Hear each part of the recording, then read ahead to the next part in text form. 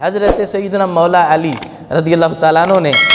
امام رازی نے اس کو تفسیر کبیر کے اندر ذکر کیا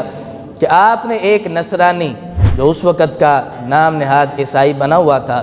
اس کے سامنے کہا کہ اگر حضرت عیسیٰ علیہ السلام اللہ کی عبادت سے سرکشی نہ کرتے تو میں ضرور ان کی پیروی کرتا۔ تو وہ جو ان کا نصرانی پادری یا ان کا بڑا تھا وہ آگ بگولا ہو گیا اور کہنے لگا یہ تم نے کیا بات کی کہ وہ اللہ کی عبادت کے سرکش تھے، معاذ اللہ، وہ تو بڑی اللہ کی عبادت میں مستغرق تھے اور اللہ کی عبادت میں بڑے مصروف تھے اور اس کی تعلیمات کا حکم دیتے تھے۔